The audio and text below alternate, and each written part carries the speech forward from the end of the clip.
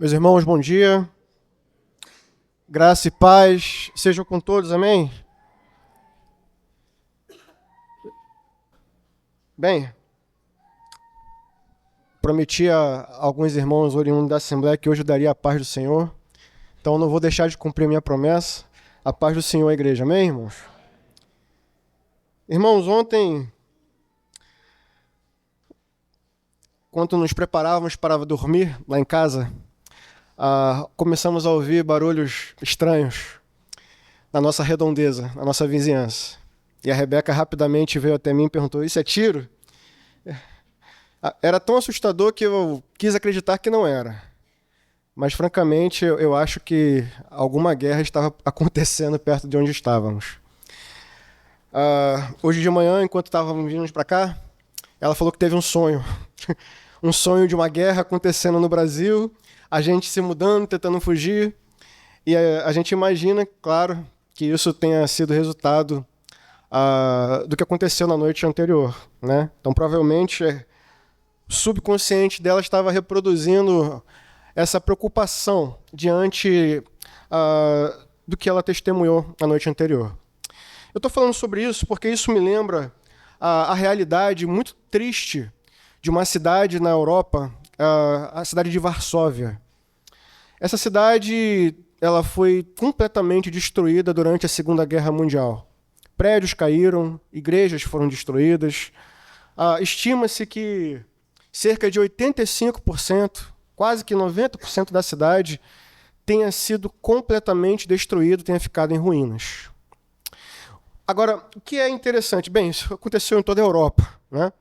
Mas o que é interessante sobre a cidade de Varsóvia é que quando a guerra terminou em 1945, os cidadãos, vendo aquela tragédia, vendo as ruínas, vendo a cidade em escombros, decidiram reconstruir a cidade. Isso também seria muito comum, mas a grande ideia que eles tiveram foi de reconstruir a cidade exatamente como ela era antes da guerra. E aí, para isso, eles pegaram fotos antigas, documentos de arquitetura, né, projetos de arquitetura, e baseado nisso, irmãos, eles reconstruíram a cidade. E ficou uma coisa tão impressionante, você pode consultar isso na internet, que a Unesco tombou, né, o Centro Histórico de Varsóvia como um patrimônio histórico da humanidade, dada a resiliência do povo, dado o foco, né, e a precisão com que eles reconstruíram a sua cidade, aquilo que ela era antes da guerra. Com certeza foi um esforço tremendo.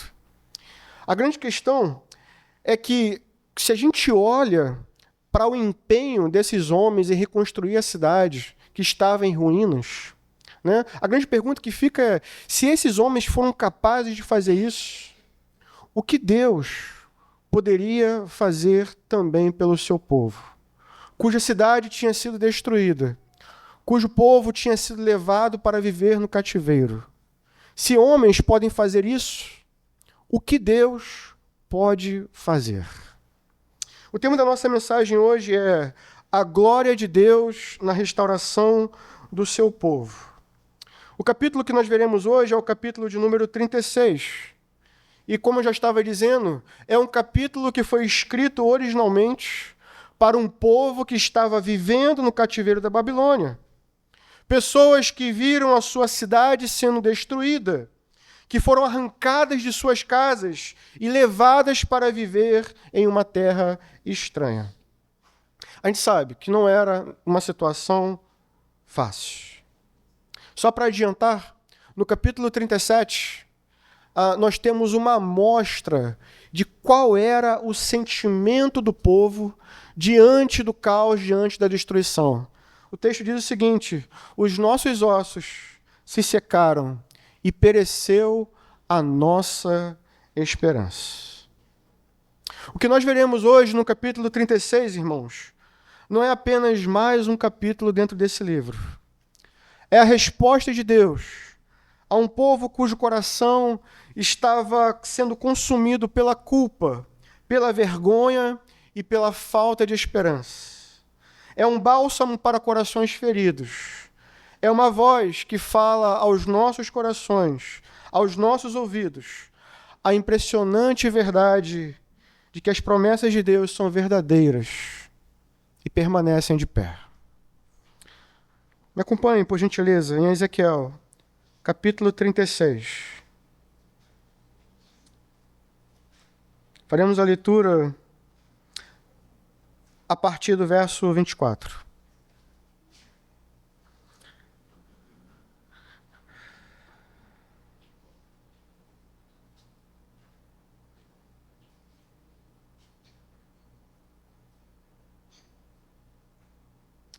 Verso 22, irmãos. Por isso, diga à nação de Israel: assim diz o soberano Senhor: não é por sua causa, ó nação de Israel, que faria essas coisas, mas por causa do meu santo nome, que vocês profanaram entre as nações, para onde foram. Mostrarei a santidade do meu santo nome, que foi profanado entre as nações, o nome que vocês profanaram no meio delas. Então as nações saberão que eu sou o Senhor, a palavra do soberano, o Senhor, quando eu me mostrar santo por meio de vocês, diante dos olhos delas. Pois eu os tirarei dentre as nações, os ajuntarei no meio de todas as terras, e os trarei de volta para a sua própria terra. Aspergirei água pura sobre vocês e ficarão puros. Os purificarei de todas as suas impurezas e todos os seus ídolos. Darei a vocês um coração novo e porei um espírito novo em vocês. Tirarei de vocês o coração de pedra e lhes darei um coração de carne. Porei o meu espírito em vocês e os levarei a agirem segundo os meus decretos e a obedecerem fielmente às minhas alianças. Vocês habitarão na terra que deu aos seus antepassados. Vocês serão o meu povo e eu serei o seu Deus. Eu os livrarei de toda a sua impureza, convocarei o cereal e farei multiplicar-se e não trarei fome sobre vocês. Aumentarei a produção das árvores e as safras dos campos, de modo que vocês não sofrerão mais vergonha entre as nações por causa da fome. Então vocês se lembrarão dos seus caminhos maus, das suas ações ímpias, terão nojo de si mesmos, por causa das suas iniquidades e das suas práticas repugnantes. Quero que saibam que não estou fazendo isso por causa de vocês. Palavra do soberano, o Senhor. Envergonhem-se, humilhem-se por causa de sua conduta, ó nação de Israel. Assim diz o soberano, o Senhor: no dia em que eu purificar de todos os seus pecados, restabelecerei as suas cidades e as ruínas serão reconstruídas. A terra arrasada será cultivada, não permanecerá arrasada à vista de todos que passarem por ela. Estes dirão: esta terra, que estava arrasada, tornou-se como o jardim do Éden. As cidades que jaziam em ruínas, arrasadas e destruídas, agora estão fortificadas pelo Senhor. Fortificadas e habitadas. Então as nações que estiverem ao redor de vocês e que subsistirem, saberão que eu, Senhor, reconstruí o que estava destruído, replantei o que estava arrasado. Eu, o Senhor, falei e o farei. Amém. Até aqui. Irmãos, o capítulo 36 traz um dos versículos, um bloco de versículos que é bastante conhecido pela igreja, onde Deus promete que vai purificar o seu povo, onde Deus promete uma cirurgia profunda a ser realizada no seu povo. Mas o capítulo 36, ele é um pouco mais amplo do que isso. O capítulo 36 não fala apenas do povo, mas de uma forma muito impressionante, ele também fala da terra onde o povo habitava. E a primeira coisa que nós queremos falar para os irmãos é sobre isso, sobre a palavra de Deus para uma terra que estava arrasada. E lendo esse texto, eu achei interessante perceber que Deus direciona uma grande parte do capítulo 36 para falar aos montes, para falar às colinas, para falar às campinas, às terras, a todo o território de Israel, que tinha sido arrasado pelos inimigos. O versículo 1 começa mostrando isso para a gente. Filho do homem, profetize para os montes de Israel. E aí o texto continua mostrando essa profecia. O problema que estava acontecendo com a terra de Israel, os irmãos já sabem, já têm conhecimento. Por conta dos pecados do povo, Deus permitiu que a Babilônia viesse e invadisse a terra e levasse os seus moradores para viver no cativeiro em uma terra estranha, na Babilônia. O problema é que as nações vizinhas, vendo o que estava acontecendo, se aproveitaram da situação e quiseram tomar posse da terra. E assim eles cometeram um primeiro grande crime, uma primeira grande violação, um primeiro grande insulto contra Deus. Porque, irmãos, ainda que Deus estivesse disciplinando o seu povo, aquela terra era uma terra que tinha sido dada como pacto. Era uma terra que tinha sido prometida aos descendentes de Abraão por meio de uma aliança que Deus tinha selado com o seu povo. Então, o fato de Deus estar disciplinando o seu povo não dava direito às nações vizinhas de quererem ocupar, possuir aquela terra. Então, é claro que quando eles invadiram e se apossaram da terra, isso foi uma grande ofensa contra Deus. Porque aquela terra, irmãos, antes de qualquer coisa, era uma terra que pertencia a Deus. O fato de uma nação ocupar, o fato de uma nação invadir, destruir, fazia com que o povo levantasse perguntas a respeito de Deus. Perguntas como se Deus era fiel, se Deus era capaz de cumprir as suas promessas, se Deus era capaz de manter as suas promessas. Porque a promessa de Deus se cumpriu nos tempos de Josué. O povo conquistou a terra, o povo possuiu a terra prometida. A grande questão é, será que ele é poderoso o suficiente para manter a sua palavra? Será que ele é poderoso o suficiente para manter a sua palavra? Eram perguntas que o povo fazia. Mas, além disso, havia ainda um outro problema. Além de terem invadido a terra, o texto diz, no versículo 3, que as nações difamaram a terra do Senhor. O texto diz que a terra foi alvo de conversa maliciosa e calúnia de todos. Não apenas possuíram a terra, mas falaram mal da terra. E o versículo 13, me acompanha, ele explica exatamente o que as nações estavam dizendo. Versículo 13 diz assim: assim diz o soberano, o Senhor, como de fato dizem a você, como de fato dizem sobre a terra, você devora homens e priva a sua nação de filhos.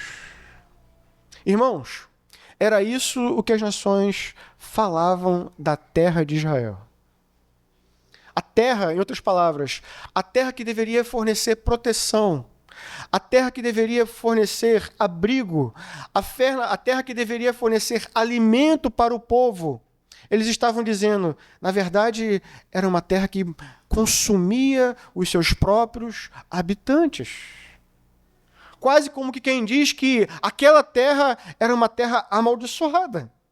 Porque ao invés de proteger, ao invés de acolher, consumia, devorava os seus próprios habitantes como se fosse um animal sanguinário. E mais uma vez, irmãos, entendam, isso coloca em xeque a palavra de Deus. Porque quando Deus libertou o povo do Egito e levou para Canaã, o que foi que Deus disse sobre a terra? Que a terra manava leite e mel. Como é que agora alguém pode olhar para essa mesma terra e dizer que essa terra não presta? Que ela consome, que ela devora aqueles que habitam nela? Isso feria, mais uma vez, colocava em xeque a palavra de Deus. Que diz, por exemplo, nos Salmos, como os montes estão ao redor de Jerusalém, o Senhor está ao redor do seu povo. Mas agora tem um povo dizendo que os montes, pelo contrário, estavam contra, eram incapazes de proteger o povo e, consequentemente, estavam falando da incapacidade de Deus. Não apenas em manter a sua palavra, mas também de proteger, cuidar e sustentar o seu povo. Por isso, Deus tem uma resposta a dar às nações. O texto mostra, irmãos, que apesar de tudo o que as nações estavam falando da terra, a última palavra não seria dada por elas, mas seria dada pelo próprio Deus. Me acompanhe no texto. Vejam que, a partir do verso 8, Deus anuncia a sua resposta aos montes, aos vales, às colinas e cidades arrasadas. No versículo 7, 3 ao 7, ele vai mostrar que as nações seriam julgadas. No versículo 8, ele vai mostrar que a terra daria frutos em abundância. No versículo 9, ele fala de uma terra que seria arada e semeada, ou seja, a terra seria cuidada. No versículo 10, ele diz que as cidades seriam reconstruídas. No versículos 11 e 12, ele diz que a terra que estava vazia voltaria a ser ricamente habitada. E, finalmente, nos versos 14 e 15, ele mostra que todas essas palavras de maldição seriam revertidas em bênção. Veja o versículo 34. A terra arrasada será cultivada, não permanecerá arrasada, à vista de todos que passem por ela. Estes dirão, essa terra que estava arrasada tornou-se como o jardim do Éden. O que Deus está dizendo aqui, aos montes, à terra arrasada, é que apesar de todas as palavras proferidas contra ela, Deus iria fazer uma grande obra de restauração. E seria uma obra de restauração tão grande, tão profunda, tão completa, que as pessoas iam olhar para aquela terra e iam comparar ela ao perfeito jardim do Éden. É isso o que o texto está nos mostrando. As nações violaram a terra, insultaram a terra, difamaram a terra. Mas o Deus que reina acima das nações anunciou a sua completa e perfeita restauração. Isso deve nos fazer pensar. Pensar sobre como o mundo trata aquilo que pertence a Deus. A terra, irmãos, estava sendo concedida aos judeus, mas antes de qualquer coisa, ela pertencia a Deus. E olhar como Deus responde aos insultos e à ousadia das nações deve nos fazer pensar sobre a resposta de Deus também ao mundo, que profana aquilo que Deus chama de santo. Os ímpios continuam aí, as nações continuam difamando a palavra de Deus, difamando o povo de Deus, zombando da igreja, desacreditando as promessas de Deus para o seu povo. Mas assim, como o texto nos mostra, devemos lembrar que Deus não está de olhos fechados, nem os seus ouvidos estão tapados. Devemos nos lembrar que o Senhor zela por aquilo que é seu. E pensando nisso, eu queria que você pensasse sobre talvez algumas áreas da sua vida que assim como aquela terra estavam em ruínas. Queria que você pensasse um pouquinho sobre alguma área da sua vida, seja ela física, material, espiritual, que talvez esteja em ruínas. E queria lembrá-los de que o Senhor, nosso Deus, Ele é o Senhor, Ele é o dono de toda a terra. Como alguém já disse, não há 1 centímetro quadrado nesse mundo em que o nosso Deus, que é soberano sobre todas as coisas, diga, é meu. Tudo pertence a Ele. Cada aspecto de nossas vidas pertence a Ele. E ainda que as nações se levantam e tentem arrasar, ainda que elas abram a boca e tentem difamar, ainda que tentem roubar a nossa esperança de que a terra será restaurada, é a palavra dele que permanece no final. Se o Senhor é o dono da terra, então há esperança. Vejam, o texto continua e começa a falar então sobre o povo. A terra seria restaurada, mas e o que Deus poderia fazer pelo seu povo? A partir do verso 16, o texto começa a falar sobre a realidade do povo. E a realidade do povo, irmãos, é uma realidade terrível.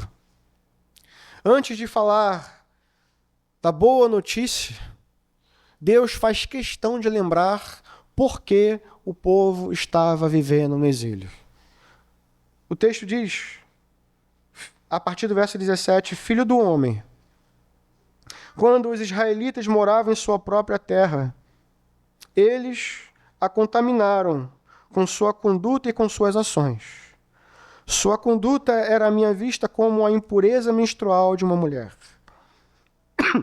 Por essa razão, derramei sobre eles a minha ira, porque eles derramaram sangue na terra e porque se contaminaram com seus ídolos. Eu os dispersei entre as nações e eles foram espalhados entre os povos. Eu os julguei de acordo com a conduta e as ações deles.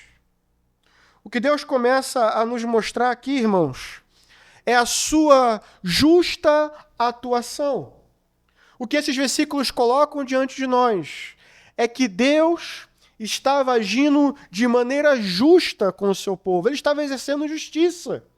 Assim como faria com as nações, estava fazendo também com o seu povo. E o povo de Deus tinham cometido 2 crimes muito graves. Em primeiro lugar, o texto nos diz, no verso 18, que eles eram culpados de contaminar a terra com sangue inocente, cometeram assassinato, cometeram idolatria. Mas em segundo lugar, nos versos de 19 a 23, eles mostram que o povo de Deus também era culpado de profanar o nome do Senhor entre as nações. O verso 22 diz isso. Assim diz o soberano Senhor, não é por sua causa, ó nação de Israel, que farei essas coisas, mas por causa do meu santo nome, que vocês profanaram entre as nações por onde foram. A pergunta é, como é que eles fizeram isso? Quando o texto fala aqui, irmãos, do que eles fizeram, não é simplesmente que eles adotaram, que eles passaram a viver como as nações, que eles passaram a imitar a conduta das nações. O que o texto mostra para a gente é que, na verdade, o simples fato deles terem sido tirados de sua terra e levados para viver no cativeiro, isso por si só fez com que as nações colocassem em dúvida o caráter de Deus. Entendem isso? Ora, se o Senhor foi... A grande pergunta que as nações estavam fazendo era, esse Deus, será que ele é um Deus confiável? Uma vez que ele fez uma promessa e o povo agora está vivendo no cativeiro? Será que ele é um Deus que pode manter a sua palavra? Em outras palavras, qual é o problema com esse Deus? Ele é um Deus que traiu o seu povo no momento que eles mais precisavam? Ou é um Deus incapaz de manter a sua palavra? Essa aqui era a questão. A conduta do povo, o fato de eles terem sido levados para o exílio, colocou em xeque, colocou em dúvida o caráter de Deus. E isso nos faz pensar a nossa responsabilidade também diante das nações. Eu e você também estamos chamados a refletir como a nossa vida como as nossas ações têm impactado a maneira como Deus tem sido visto aos olhos do mundo. Pense nisso. Para onde as suas ações estão apontando? Elas fazem com que o nome de Deus seja glorificado ou fazem com que o nome de Deus seja envergonhado entre as nações? Vejam que o texto reforça a gravidade, a culpa do que estava acontecendo. Derramaram sangue na terra e fizeram com que o nome de Deus, que é acima de todo nome, fosse blasfemado entre as nações. O que esperar diante disso, irmãos? O que esperar diante de tanta culpa? O que nós poderíamos esperar no decorrer do texto é que diante dessas coisas mais juízo viesse, mais condenação viesse. Mas o que o texto mostra a partir do verso 22 é algo completamente diferente disso, é algo completamente surpreendente. É Deus agindo com a maravilhosa e grandiosa graça em favor do seu povo. Por várias vezes o texto vai dizer, não é por causa de vocês, não é por causa de algum mérito encontrado em vocês, mas é por causa do meu nome, da minha vontade, que eu vou fazer essas coisas. Isso é um vislumbre da graça de Deus. É Deus agindo em favor do seu povo, apesar de todos os crimes e de todas as violações que esse povo tinha cometido. E o que Deus promete, irmãos, é impressionante. No versículo 25, ele fala sobre purificação. Me acompanhe mais uma vez. Aspergirei água pura sobre vocês e ficarão puros. Eu os purificarei de todas as suas impurezas, de todos os seus ídolos.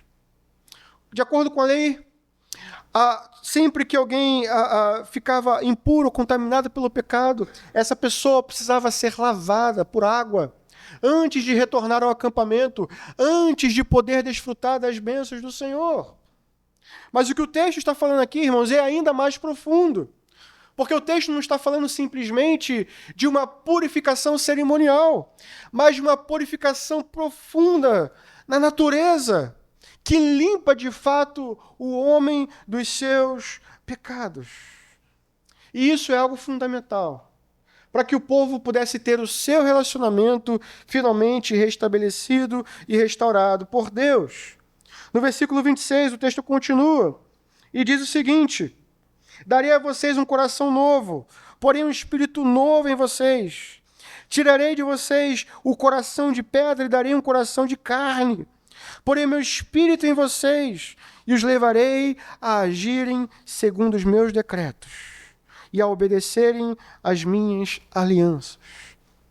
Ezequiel começa a descrever essa obra de Deus como uma verdadeira cirurgia absolutamente necessária na vida dos homens.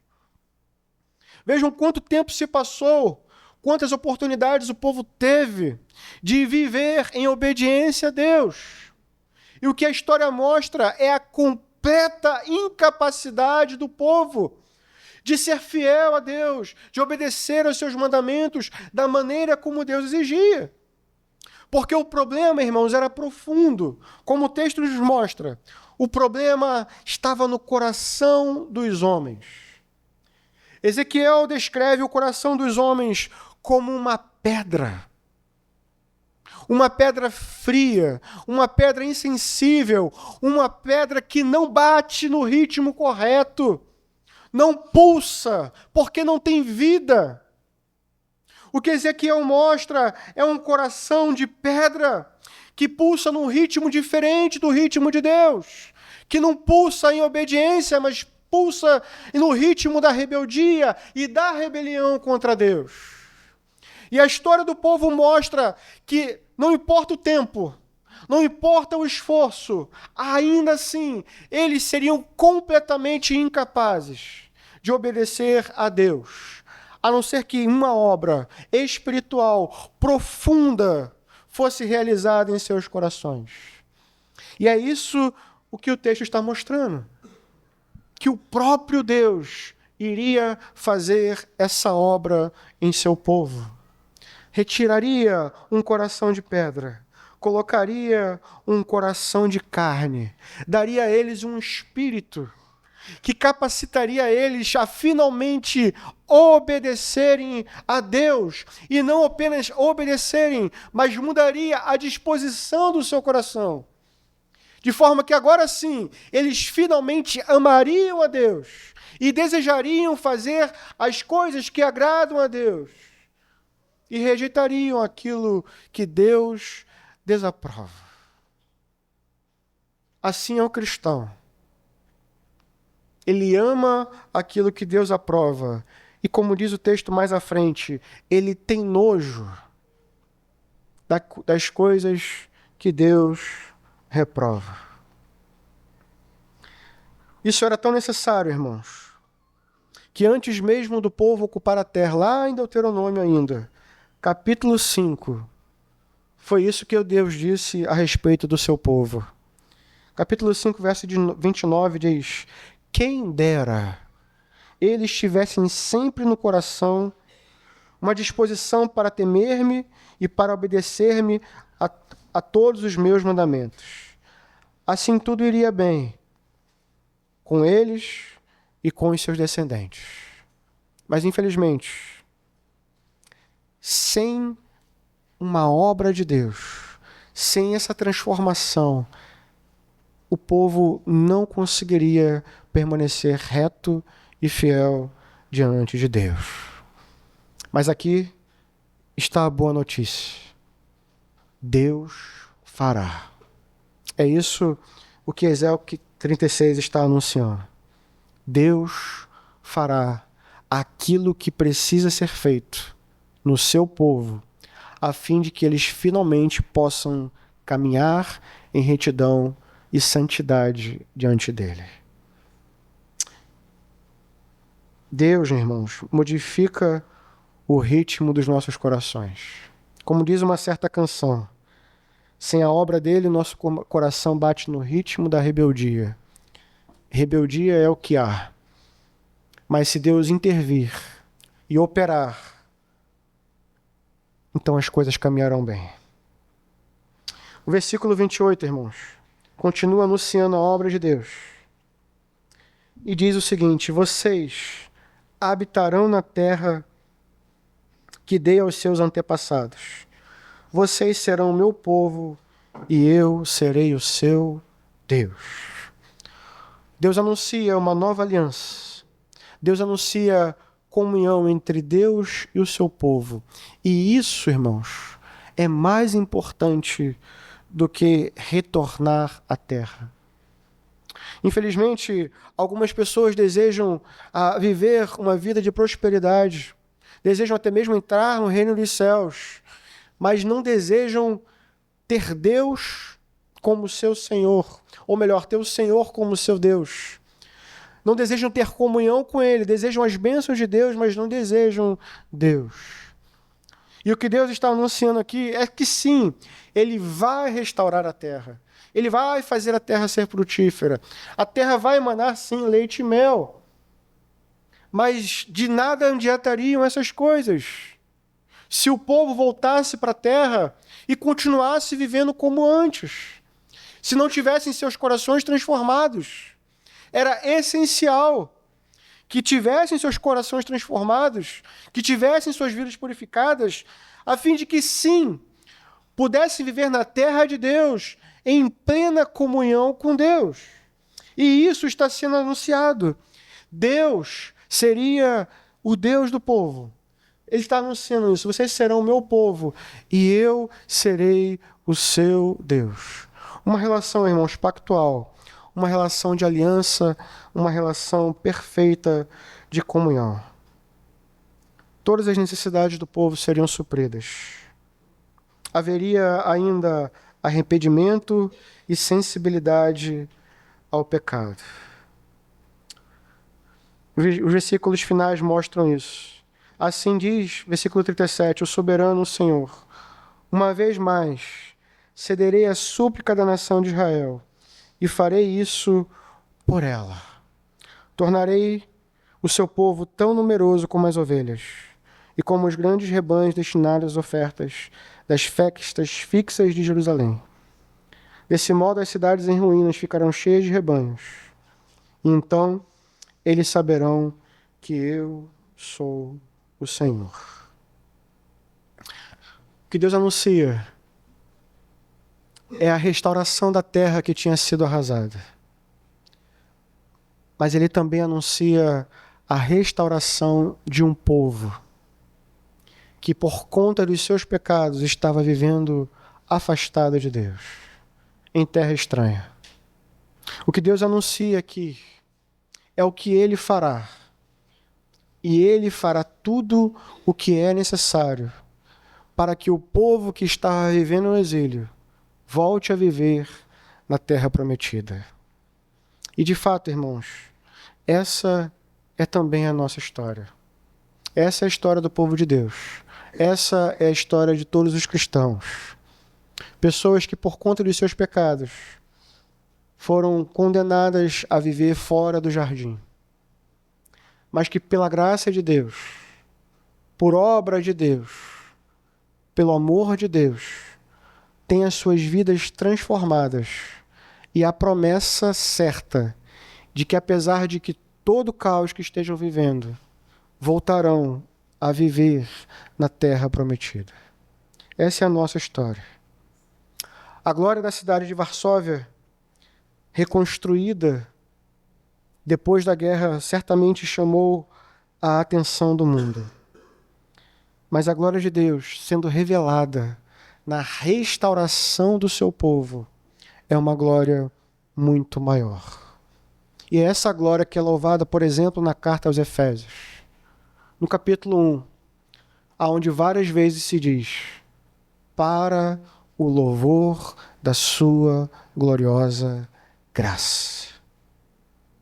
É com esse propósito, é com essa finalidade que Deus salva o seu povo e transforma o seu povo a fim de que seja um povo perfeito, vivendo em sua presença, para o louvor da sua gloriosa graça.